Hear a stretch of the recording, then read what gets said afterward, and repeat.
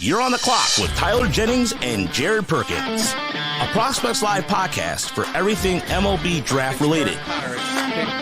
Join us as we discuss the biggest stories from college and high school baseball, bring you interviews from your favorite draft prospects, and break down live looks with Prospects Live analysis across the nation.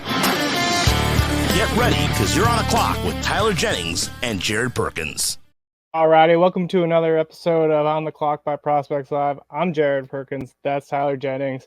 We have an incredible guest with us today, right-handed pitcher Michael Massey out of Wake Forest. Michael, how are you doing today, man? Doing well. Can't complain. Yeah, well, we appreciate you taking some time to join us. I know you're busy with everything coming up with the draft. So first question we always ask guys, just so the viewers can get to know you a little bit, give us a little bit of background on your amateur journey, how you kind of got where you are today. Yeah, so I went to North Gwinnett High School, got recruited out of high school, went to Tulane University, played there for a year, threw a decent amount of innings my freshman year, and then the head coach got split ways with the school, and I kind of went to Wake Forest after that. Went in the portal and kind of found Wake Forest to be my fit. Pitched out of the bullpen last year, or my sophomore year, and then started in most of the year this year at Wake. I love it.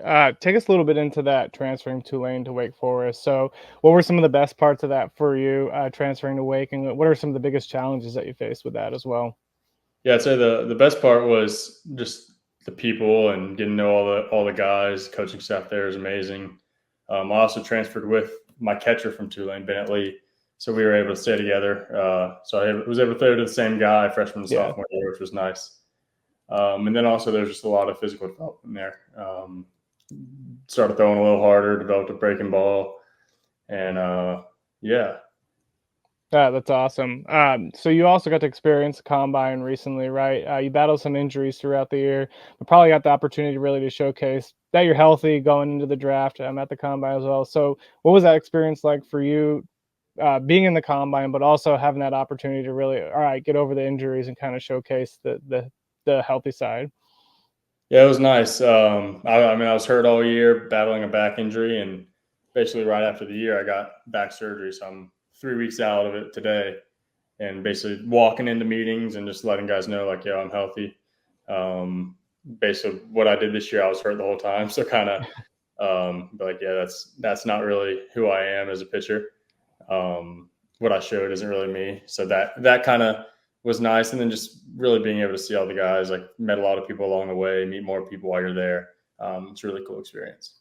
Yeah, I love that. And you touched on a little bit doing those interviews with the MLB teams on the combine. How was that for you? What did you kind of learn from doing those? You can kind of feel a little bit about each team, kind of know how their organization works. Just like how they're interviewing you, you're interviewing them a little bit. You get an idea of the kind of team you're going to get.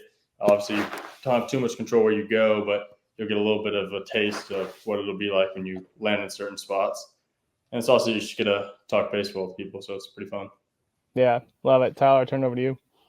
Yeah, I do want to ask, Coach Muscara at Wake, I've heard plenty of great things about him. I want to hear your experience with him. What was it like pitching for him and just really the whole staff at Wake too, Coach Walter and everybody?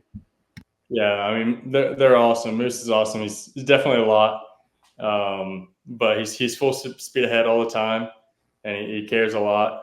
Cares more than most people you meet. So it's nice to come to the field every day and be excited to work with him and see what he's going to do that day. Just because he's a wild card sometimes, but no, he's awesome to work with. How much of a wild card are we talking here? Are we talking like? No, it's more so like he'll start talking and then you'll look up an hour later and he's done talking and you know he has no clue what he just said. He'll just start talking and just start talking and he goes down a rabbit hole. Sometimes we'll have to stop him because we got drills we got to go do or whatever. But no, it's fun. No, I love that. Another question too, because obviously you mentioned being injured all year, but still the stuff was pretty electric in some of the outings that I saw. Really good cut right fastball and a slider that looked really good at times. has there really been anything you've been working on outside of like adding the spike curveball to add to your arsenal, like a changeup or anything? Yeah, I have the changeup, just don't really throw it too much. I'm excited to, once I do get an opportunity to throw it more and kind of get more feel with that, more comfortable with it. Might end up adding a splitter instead, but like the changeup performed well this year. It just didn't get thrown much, and I didn't throw it in zone much when I did throw it, just because I wasn't too comfortable with it. So definitely getting feel for that pitch is going to be big. Perfect, Jared.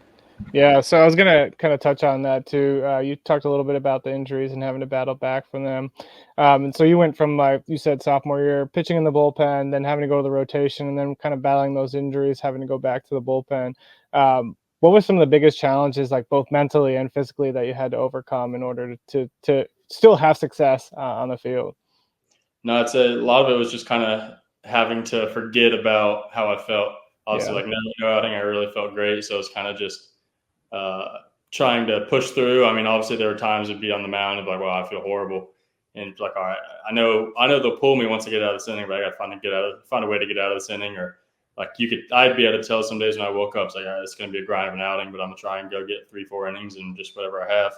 But so I say just like the mental side of things, just knowing to keep coming and just know that it'll be okay. And I don't have to be perfect. I have a bullpen that can help me out. So I can just do what I can every day. And then also just the ability to keep coming every single day, like in between outings, is like rehabbing. I was rehabbing like way too long every single day, just so I could pitch on Sundays. But that was the hardest part, is just like the consistency of having to do all this stuff over and over and over, all the rehab, all the all the intricacies in between outings, and then the little lowering of expectations. Like, all right, you're hurt, you're not going to be able to do what you want to do, but let's just go do what we can.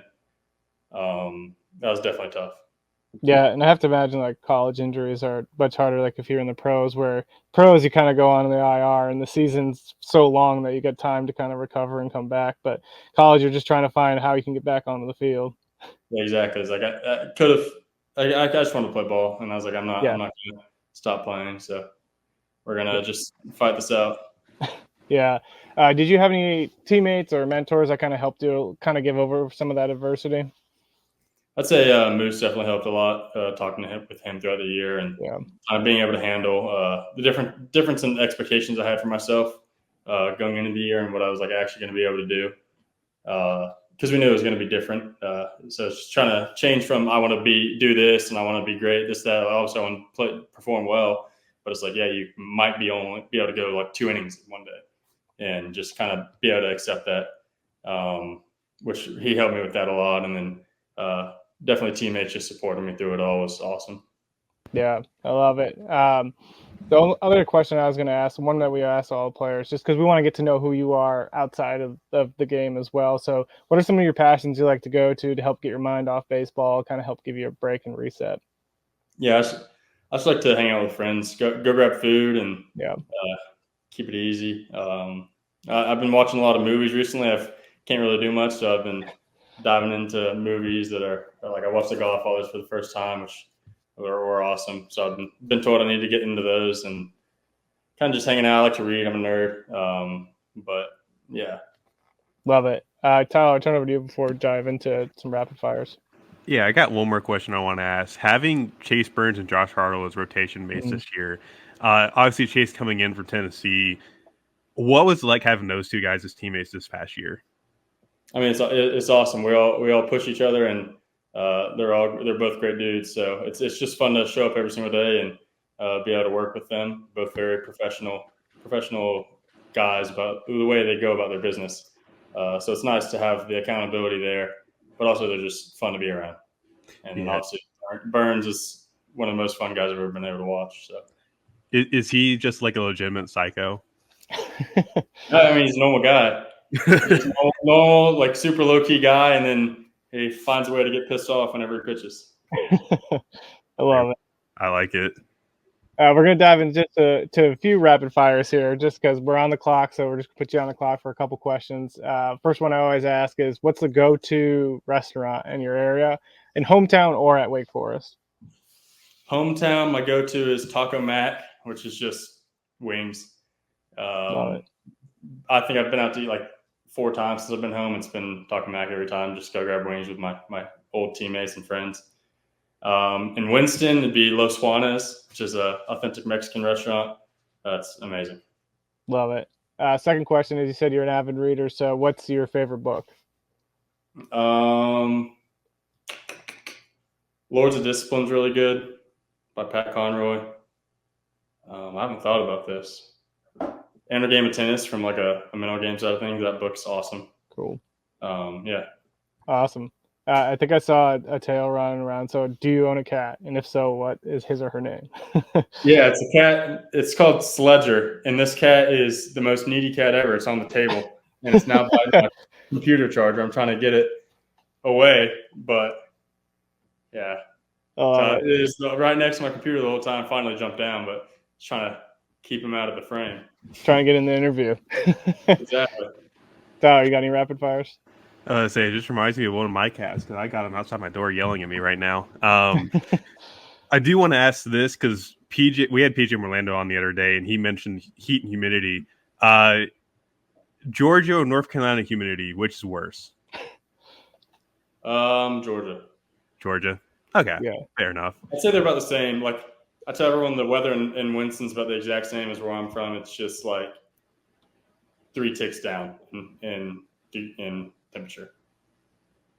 I'd say, yeah, that's pretty fair, honestly. Like, I just don't want to walk outside right now because it's probably going to feel like 105 if I walk out there. Yeah, honestly, the getting back from Arizona, it felt cool here. It was like I've been going on walks because it's got to keep my back moving. But I went on a walk. It was like 96 and humid, and I was like, wow, this feels great after Arizona 115. Oh no. It's the worst out there. I used to live in Arizona, and everybody's like, it's a dry heat. It's still hot, man. It's just not fun times. Yeah, it was the first time I've experienced wind making me hotter. It was like a blow dryer on me. Yeah, I used to drive a golf cart around, and you drive it, and it's just wind blowing in your face while you're riding around. It's awesome. 110 degrees. Oh yeah. Yeah, it makes me feel good about walking around Disney last week with just like Florida humidity. Like, yeah. Well, then you've been out at college national team or collegiate national team, sitting in 96. Oh yeah, that's hot up in Cary. I mean, middle of the summer down here is not fun no matter where you are. I will say last night was like 20 degrees cooler. Felt good. Yeah. 2 days ago, no. I sat in the press box because it was bad. Yeah. I'm trying to think of the other one I had too, for the draft combine. You have an opportunity to kind of play with a bunch of different guys while you're there, top prospects across the U.S. Did you get to develop any relationships, learn from routines that other guys do that kind of stuck out to you? Honestly, nothing too crazy from like a routine standpoint. We're kind of just keeping it low key. Yeah. You talk baseball all day, so when we're outside of baseball, you talk anything but that. So you pick up a little bit. Like last summer, a lot of the guys we talked to you a little bit more when we were at the field with USA, but kind of at the combine, it was kind of just everything but baseball tend to be the conversations. It was more so people. That's awesome. Yeah, especially now that you're in the off season for most of all you guys. Basically, gets a chance to reset and get ready for the next stage in life. Yeah. Last one I was going to ask is, who's the toughest batter you face this year? Oh gosh, I don't know. I'd say Cam Smith was a tough at bat both times. Jaime Ferrer, he had like a 10 pitch at bat against me. So I remember that one. So the Florida State's lineup was awesome this year. Yeah, that's awesome. Michael, we can't thank you enough for taking the time to join us on the Clock. Wishing you nothing but success as you kind of move forward, figure out the next steps in your life, and wishing you all the best, man. Thank you.